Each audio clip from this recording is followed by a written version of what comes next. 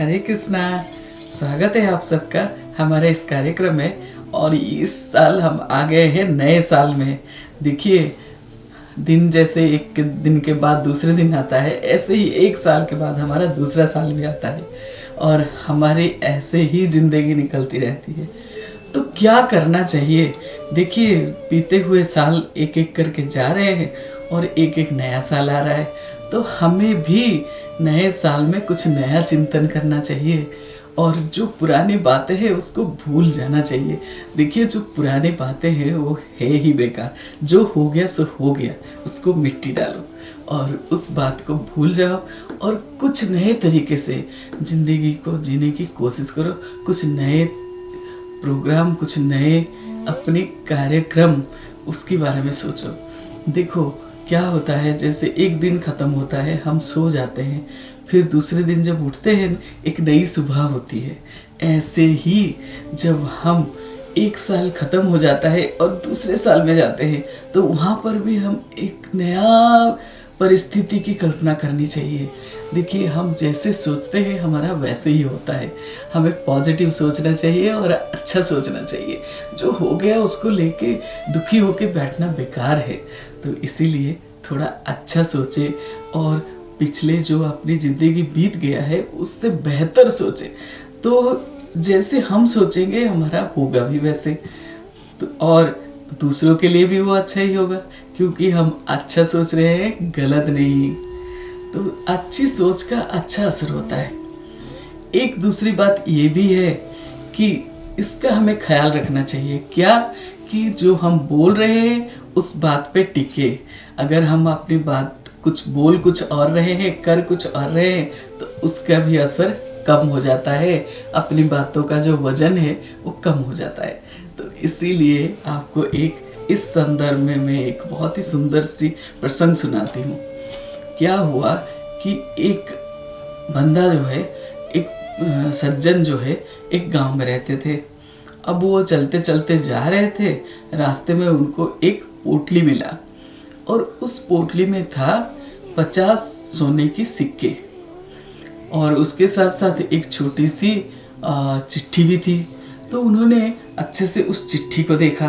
अब उस चिट्ठी में ये लिखा था कि देखो, ये पोटली मेरा है और अगर ये गुम हो जाए और किसी व्यक्ति को मिले तो वो मुझे इस पते पर लाके ये पोटली वापस कर दे।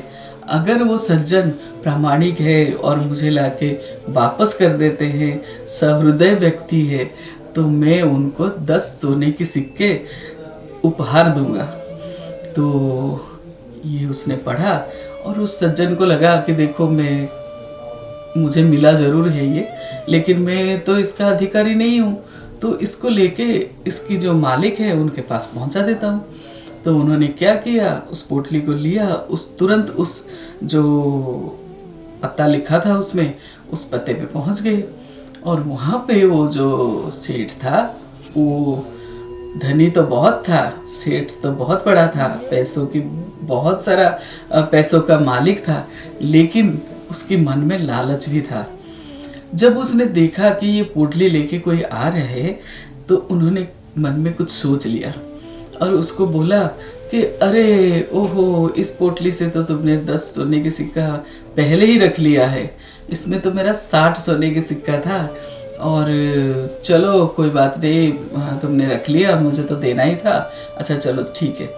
तो वो जो सज्जन थे वो बोले नहीं, मैंने एक भी सोने की सिक्का नहीं रखा इसमें से, इसमें 50 ही थे। वो कह रहा है नहीं नहीं, मैंने तो 60 रखा था, तुमने 10 रख लिया है। तो ये कह रहे हैं नहीं, मैंने नहीं रखा। उनको बहुत ही आश्चर्य हुआ और वो हक्का बक्का रह गए। फिर उसके बाद वो घर वापस आ गए। तो क्या हुआ, वहाँ जो है राजा और राजा के जो सैनिक लोग हैं उनकी कान में गया बात।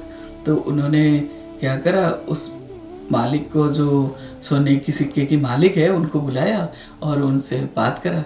बोले कि बताओ बताओ क्या कहानी है। तो उसने वृतांत बताया और जब वो सज्जन ने बोला कि नहीं, उसमें 60 नहीं 50 ही सिक्के थे, तो वो जो राजा के सैनिक है उन्होंने बोला जब ये कह रहे हैं 50 थे तो तुम 60 कैसे बोल रहे हो। तो वो बोला कि नहीं नहीं, वो 10 रख लिए हैं। तो उस समय सैनिक जो है वो बोले कि देखो हम लोग राजा के सैनिक हैं और हमें सब समझ में आ जाता है, अगर उसको रखना ही होता तो वो 10 क्यों रखता, वो तो पूरा 50 ही रख लेता, और पूरा 50-60 जो भी है रख लेता, तुम्हें देता ही नहीं, मिला ही नहीं बोलता, तो तुम कहाँ से पता करते। इसका मतलब वो बंदा जो है वो मन की सच्चा है और तुम्हारे मन में लालच है और गंदगी है, इसीलिए ये पूरा पोटली दो हमें बोल के उन्होंने जो है सेठ से ले लिया और वो सज्जन आदमी को पूरा पोटली दे दिया, बोला कि ये इसकी अधिकारी है, तुम नहीं हो। तो इसका अर्थ ये है कि देखिए जो अपनी बात बोलते हैं उसके ऊपर टिके रहना चाहिए, बोलना कुछ और करना कुछ और, ये करना नहीं चाहिए। इसी कारण से इंसान की बातों का जो वजन है वो कम हो जाता है। तो इस साल कोशिश करिए जो बोले और वो करे, और जो भी करे अच्छा करे।